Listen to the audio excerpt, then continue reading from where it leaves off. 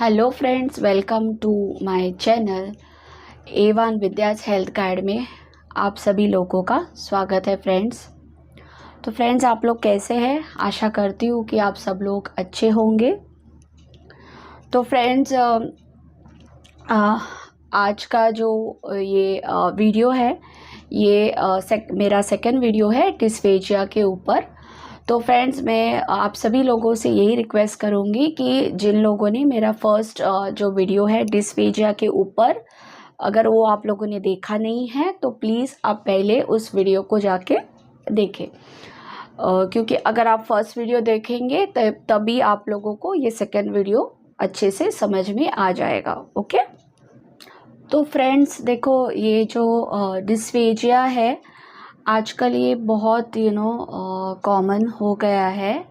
Dysphagia mostly friends ये 40 as जो होता है, मोस्टली 40 एज के बाद ये चालू होता है।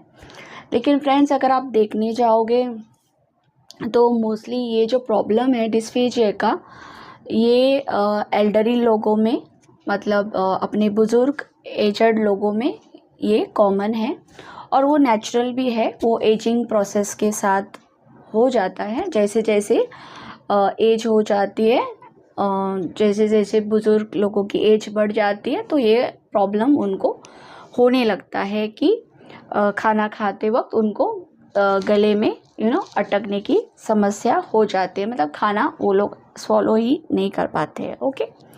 तो फ्रेंड्स, फिर मैं और आप लोगों को तरह तरह के डिस्फेजिया है देखने जाए तो उनके बारे में भी मैं शॉर्ट डिटेल्स में आप लोगों से बात करूँगी। तो जैसे कि देखो फ्रेंड्स, कोई डिस्फेजिया होती है जो पेन के साथ रिलेटेड होता है। मतलब किसी किसी को खाना निगलने में तकलीफ़ तो होती ही है, लेकिन उसके साथ साथ पेन भी होता है। ठीक है। तो वो पेन और डिस्फेजिया दोनों ही कनेक्टेड होते हैं। ओके। हाँ, तो फ्रेंड्स देखो, पेन और डिस्फेजिया उसके बारे में जो है वो क्यों होता है पेन, वो भी उसके बारे में मैं आप लोगों से आगे वाले वीडियोस में ज़रूर बताऊंगी, डिस्कस करूंगी। ठीक है। तो अभी देखो, दूसरी बात ये है कि हमें कब ज़रूरी हो जाता है डॉक्टर के पास जाने के लिए, तो इसके बारे में ज़रा समझना चाहिए। क्योंकि ये जो डिस्फेजिया जो होती है, मतलब हर इंसान के मतलब उसके हेल्थ के हिसाब से, उसके लाइफस्टाइल के हिसाब से वो अलग अलग होती है। जैसे कि देखो, डिस्फेजिया जो है वो किसी किसी को, मतलब हर रोज़ नहीं होती है, कभी कभार होती है। ओके, कभी कभार। तो कभी कभार वो जो डिस्फेजिया होती है, ओके, खाना गले में अटकता है, वो भी कभी कभार। तो उस डिस्फेजिया में उतना ज़रूरी नहीं होता है डॉक्टर के पास जाना। ओके। क्योंकि वो मोस्टली एंजाइटी की वजह से होता है, मोस्टली। दूसरा है कि जो हाँ, तो फ्रेंड्स, कभी कभी किसी किसी को ये जो डिस्फेजिया है अचानक से हो जाती है और रेगुलर होनी चालू हो जाती है। मतलब ये जो है डिस्फेजिया जो है, मतलब एक बार स्टार्ट हो गया आपको, फिर वो बीच में ठीक होती नहीं है। कंटिन्यूस, मतलब आप जो भी खाना खाने जाओगे तब आपको वो गले में अटक जाता है। इवन आप पानी पीने की कोशिश करते हैं तो पानी भी अटकने लगता है। तो ये जो डिस्फेजिया है ये फिर रुकने का नाम नहीं लेती है, कंटिन्यूस एवरीडे हो जाती है। ओके। जब ये डिस्फेजिया, ये जब कंडीशन आ जाए तो जब हम लोग, मतलब सब कुछ, हमें खाना डिफ़िकल्ट हो जाए, पीना डिफ़िकल्ट हो जाए, खाना डिफ़िकल्ट हो जाए, इवन हमारी थूक निकलना भी डिफ़िकल्ट हो जाए, इतना जब सब इवन सॉलिड खाना हो या फिर इवन लिक्विड, जब ये लिक्विड भी जब हम नहीं खा पाते हैं, तब फ्रेंड्स बहुत ज़रूरी होता है कि हमें डॉक्टर के पास जाना चाहिए, एक बार डॉक्टर को दिखाना चाहिए। ओके फ्रेंड्स, जब ये डिस्फेजिया की जो प्रॉब्लम है ज़्यादा होने लगती है, तो उसके साथ एक बड़ी और एक प्रॉब्लम आ जाती है। जैसे मैं अपने बारे में बताऊंगी, जैसे डिस्फेजिया के टाइम पे मुझे बार बार खांसी आ रही थी। जब भी डिस्फेजिया होता है फ्रेंड्स, तो बहुत खांसी आने लगती है। जब हम खाना खाते हैं, निगलते हैं, तब खांसी आने लगती है। इवन फ्रेंड्स, जब भी मैं दूध में हल्दी डाल के पीती थी, तब भी मुझे खांसी आती थी। दूध भी हल्दी का जो है, मैं मतलब अच्छी तरह से पी नहीं पाती थी, मुझे बीच बीच में खांसी आती थी। तो बहुत ही डिफ़िकल्ट टाइम से मैं गुज़री हूँ। तो फ्रेंड्स, ये जो डिस्फेजिया है, उसमें बहुत बार चोकिंग होता है, खाना ही इधर चोक हो जाता है, जाता ही नहीं है अंदर। तो इस दौर से मैं गुज़री हूँ, और ये बहुत ही अनकंफर्टेबल सिचुएशन है फ्रेंड्स। और देखो, जब भी हम लोग खाना निगलने की कोशिश करते हैं, तो खाना अटक जाता है, तो सफोकेशन सा होने लगता है, सफोकेट होने लगता है। इतना प्रॉब्लम होता है कि हमें सांस तक लेने में डिफ़िकल्टी होती है। हम लोग सांस भी अच्छे से बराबर नहीं ले सकते। दूसरा क्या होता है इसमें, ऑटोमेटिकली फ़ियर डेवलप हो जाते हैं, हमें डर लगने लगता है। ओके, क्योंकि हमें पता है जब भी हम लोग खाना खाते हैं तो गले में वो फंस जाता है, अटक जाता है। तो बार बार जब हम खाना खाने बैठते हैं, तो हमें एक डर सा लगता है कि ये खाना मैं खा पाऊँगी या नहीं।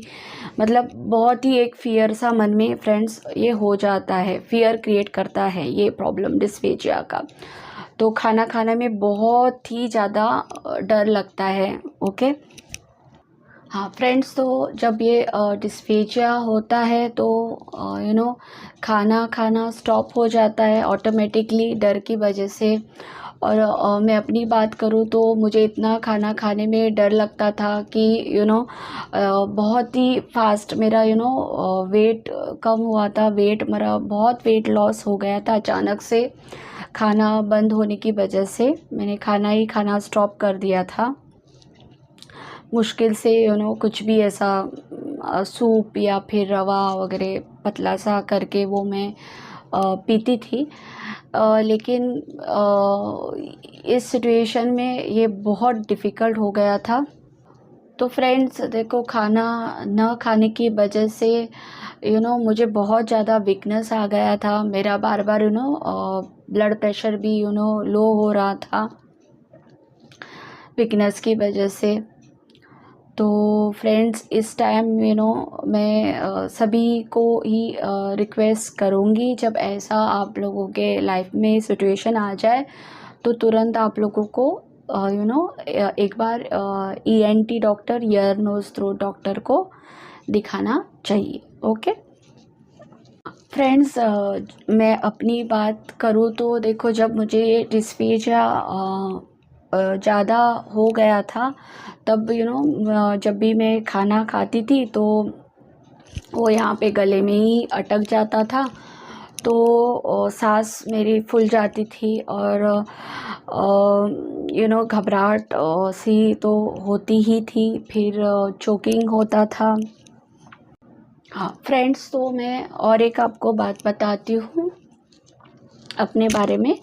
तो मुझे जब भी ये डिस्फेजिया बहुत ज़्यादा हो गया था, तब जब भी मैं खाना खाती थी तो मेरा दम घुटने लगता था। सांस लेने में बहुत ज़्यादा फ्रेंड्स तकलीफ़ हो रही थी, और इवन ऐसा लग रहा था कि अभी मेरी जान ही चले जाने वाली है, मतलब मैं मरने वाली हूँ, ऐसा मुझे इतना लगता था। क्योंकि बहुत ही ज़्यादा वो सफोकेशन होता है, क्योंकि जो खाना गले में अटका हुआ है, ना तो वो बाहर आता है, ना ही हम उसे निगल पाते हैं। तो उस सिचुएशन में ऐसा लगता है कि कि मैं मरने वाली हूँ। तो इतना ये डिस्फेजिया भयानक होता है, तो उसकी वजह से एक फियर सा मन में बैठ जाता है। ओके फ्रेंड्स, तो फ्रेंड्स अभी मैं आगे बढ़ती हूँ तो आप लोगों को बताऊंगी कि डॉक्टर के हिसाब से अभी डॉक्टर के हिसाब से 2 टाइप्स ऑफ डिस्फेजिया होती है जो वो बताते हैं। 2 टाइप्स ऑफ डिस्फेजिया उनके हिसाब से जो होता है वो बताऊंगी मैं। तो फ्रेंड्स मेडिकल जो टर्म में है जो 2 डिस्फेजिया होते हैं, वो पहला डिस्फेजिया है जिसे बोलते हैं ओरो फेरेंजियल डिस्फेजिया, और जो दूसरा है जो उसको बोलते हैं हम लोग एसोफेगस, यानी कि एसोफेजियल डिस्फेजिया।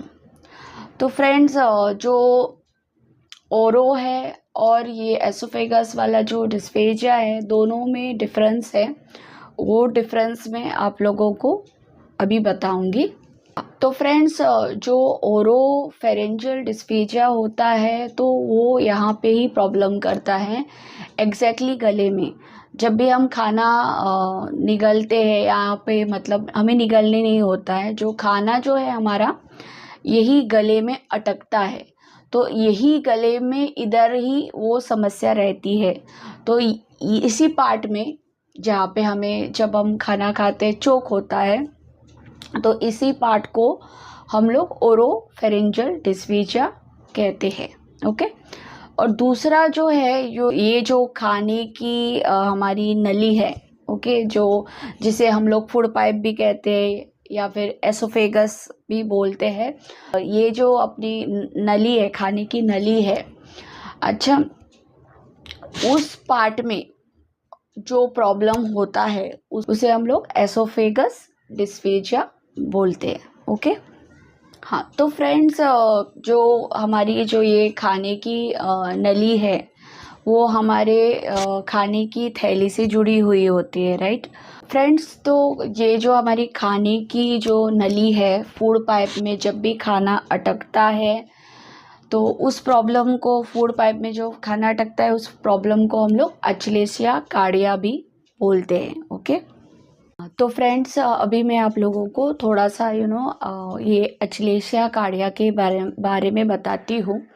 तो ये अचलेसिया कार्डिया क्या होता है फ्रेंड्स कि ये जो हमारी जो खाने की जो नली है, जो कि हम फूड पाइप बोलते हैं, जिसे हम लोग एसोफेगस बोलते हैं। तो फ्रेंड्स ये जो हमारी खाने की नली है वो हमारे पेट के थैली से कनेक्टेड होता है। ओके, तो फ्रेंड्स जो हमारी खाने की जो नली है और जो हमारी खाने की थैली है, उसके बीच में एक वाल्व होता है जिसे हम लोग एसोफेगस स्फिंक्टर भी बोलते हैं। तो जो खाने की नली और खाने की थैली में के बीच में जो ये वाल्व होता है फ्रेंड्स, तो उसका क्या काम होता है? तो उसका काम ये होता है कि जब भी हम लोग कुछ खाना खाते हैं तो ये यहाँ से मतलब अंदर जाता है, खाने की नली से, फूड पाइप से ये अंदर चला जाता है, और तब ये जो है वाल्व जो होता है, पेट की थैली का जो वाल्व रहता है, स्फिंक्टर, वो खुलता है, और तभी ये जो खाना हमारे फूड पाइप तक पहुंचा है वो वाल्व खुलने से अंदर चला जाता है। तो ये जो वाल्व जिसे बोलते हैं, स्फिंक्टर जिसे बोलते हैं, इसका काम है, मतलब जब भी खाना हम लोग खाते हैं तो उसका काम है खुल जाना। तो जब खाना खाते हैं तो जैसे ही खाना अंदर जैसे ही खाना उसके पास पहुंच जाता है, वो वाल्व के पास, स्फिंक्टर के पास, तो वो खुल जाता है, और जैसे ही खाना अंदर चला गया तो वो जो स्फिंक्टर है, वाल्व है, वो बंद हो जाता है। ओके, तो फ्रेंड्स क्या होता है, कभी कभी ये जो वाल्व जो बोलते हैं, स्फिंक्टर जो बोलते हैं, थोड़ा सा उसमें डिफेक्ट आ जाता है, वो डिफेक्टिव हो जाता है, मतलब वो ठीक से काम नहीं करता है। ओके, तब उस टाइम क्या होता है, जो हम लोग खाना खाते हैं ना, जो भी खाना खाते हैं वो हमारे फूड पाइप में ही रह जाता है, हमारे खाने के नली में ही खाना वो फंसा हुआ रह जाता है, क्योंकि वो जो पेट में जाने के लिए वाल्व है, जो खाना अंदर लेगा तो वाल्व वो खुलता नहीं है, हाँ, जिसे स्पिंस्टर बोलते, तो वाल्व नहीं खुलता है। तो इसलिए क्या होता है, जो खाना जो है ये गले की जो नली है फूड पाइप में ही जो है फंसा रहता है फ्रेंड्स। इसको ही अचलेसिया कार्डिया बोलते हैं। ओके, तो फ्रेंड्स क्या होता है ना, ये जो अचलेसिया कार्डिया है वो कभी कभी दवाइयों से, डॉक्टर की दवाइयों से ये ठीक होता है, लेकिन मोस्टली मैंने सुना है कि ये जो अचलेसिया कार्डिया है वो थोड़ा सा उसका ट्रीटमेंट करना थोड़ा डिफ़िकल्ट होता है, क्योंकि वो उसमें वो स्पिंस्टर वाल्व होता है वो डिफेक्टिव हो जाता है। तो मोस्ट प्रोबेबली फ्रेंड्स उसका सर्जरी करते हैं मोस्ट प्रोबेबली। तो ये जो अचलेसिया कार्डिया है तो उसके लिए डॉक्टर्स मोस्टली सर्जरी रिकमेंड करते हैं। ओके, फिर दूसरा जो मैंने बताया आपको कि जो ये ओरोफेरेंजियल डिस्फेजिया है, तो ये सिर्फ गले में ही यहाँ तक ही सीमित होता है ये। तो सिर्फ इसी पार्ट में जब हम लोग खाना खाते हैं चोक होता है, तो ये जो प्रॉब्लम होता है यहाँ पर जो डिस्फेजिया होता है, खाना निगलने में हमें कठिनाई होती है, खाना फंस जाता है, तो ये जो प्रॉब्लम है यहाँ पे ओरोफेरेंजियल का, तो डॉक्टर्स क्या करते हैं, इसको मेडिसिन देके ठीक करते हैं। तो इसमें ज़्यादा कोई प्रॉब्लम नहीं होती है, तो आप लोगों को डरने की कोई ज़रूरत नहीं है। तो फ्रेंड्स, और जो दूसरा और एक बताया था मैंने, वो है एसोफेजियल डिस्फेजिया, जो कि जो होता है वो ये अपनी खाने की नली जो है, खाने की नली और फूड पाइप में अगर कोई प्रॉब्लम आती है खाने की नली में या फूड पाइप में, तो उसके लिए भी डॉक्टर्स दवाई देते हैं। और वो जो भी अगर कोई किसी भी रीज़न की वजह से फूड पाइप में अगर प्रॉब्लम हो रहा है, दिक्कत हो रही है खाना निकलने की, तो उसके लिए डॉक्टर्स मेडिसिन देते हैं और वो ठीक करते हैं। इसलिए आप लोगों को घबराने की कोई ज़रूरत नहीं है। Okay okay friends. तो फ्रेंड्स देखो, अभी मैं आप लोगों को डिस्फेजिया के कॉजेज़ बताऊंगी।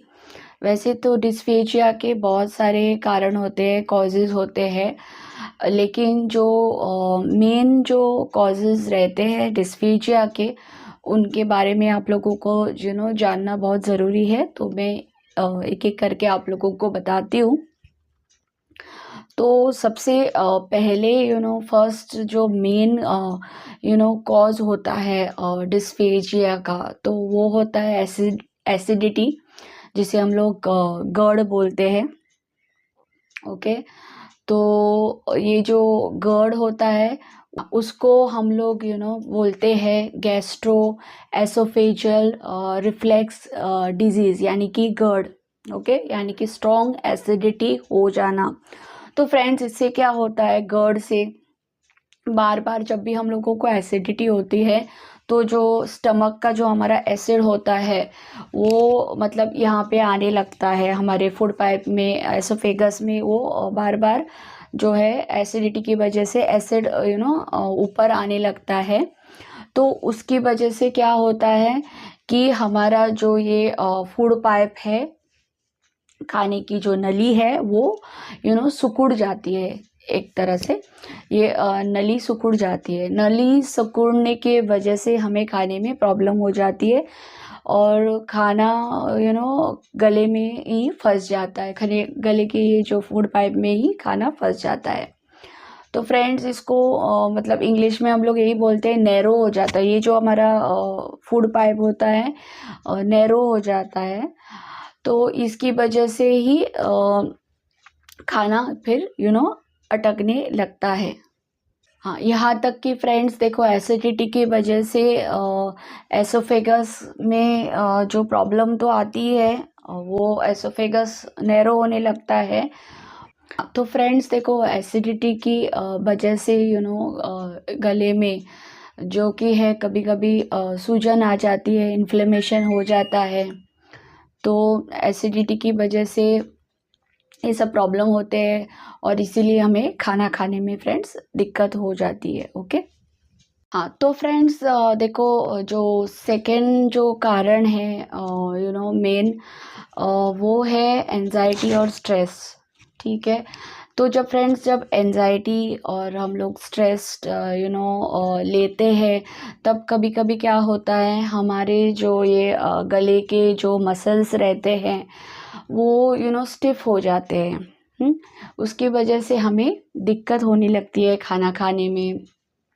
ओके, तो फ्रेंड्स क्या होता है कि एंजाइटी की वजह से ये जो हमारे जो मसल्स होते हैं, नर्व्स होते हैं गले में, तो वो मसल्स अच्छी तरह से रिलैक्स नहीं हो पाते हैं, तो इसीलिए वो मतलब गले में दिक्कत करते हैं। उस वजह से खाना जो है गले में अटक जाता है। हाँ फ्रेंड्स, इसको हम लोग मस्क्यूलर डिसऑर्डर भी बोलते हैं, क्योंकि जो मसल्स होते हैं इन्वॉल्व इन स्वॉलोइंग वो वीक हो जाते हैं फ्रेंड्स। तो फ्रेंड्स, ये जो न्यूरोलॉजिकल कंडीशंस होते हैं, तो वो हमारे नर्व्स को और मसल्स को अफेक्ट करते हैं, वीकन कर देते हैं। हाँ फ्रेंड्स, और तीसरा जो है वो होता है कारण एसोफेगस स्पैज़म होता है, तो हम उसको muscular spasm of the food pipe भी ऐसा बोलते हैं। बाकी फ्रेंड्स और भी कुछ कारण होते हैं छोटे मोटे, जैसे कि टॉन्सिलाइटिस हो सकता है, टॉन्सिल ग्लैंड्स में सूजन आ सकती है, इन्फ्लेमेशन हो सकता है। हाँ फ्रेंड्स, तो और है गॉइटर। गॉइटर की वजह से भी ये प्रॉब्लम हो जाता है।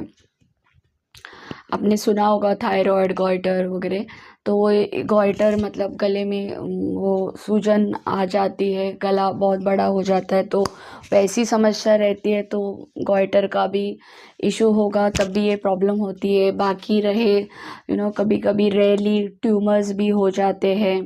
लेकिन फ्रेंड्स, ये कैंसर नहीं है, आप लोगों को डरने की कोई भी ज़रूरत नहीं है, क्योंकि फ्रेंड्स डिस्फेजिया जो है हर एक को होती है, कभी ना कभी हर एक इंसान को लाइफ में एक बार तो डिस्फेजिया होती ही है। भले ही एवरीडे ना हो, लेकिन कभी ना कभी होती है, क्योंकि आज की लाइफ में इतना एंजाइटी है, स्ट्रेस है, तो ये प्रॉब्लम कभी ना कभी आपके लाइफ में ज़रूर होगी, तो इससे आपको डरना नहीं है, क्योंकि फ्रेंड्स ये कैंसर नहीं होती है। ओके, हाँ तो फ्रेंड्स, मैं अभी आप लोगों से अपनी बात करती हूँ।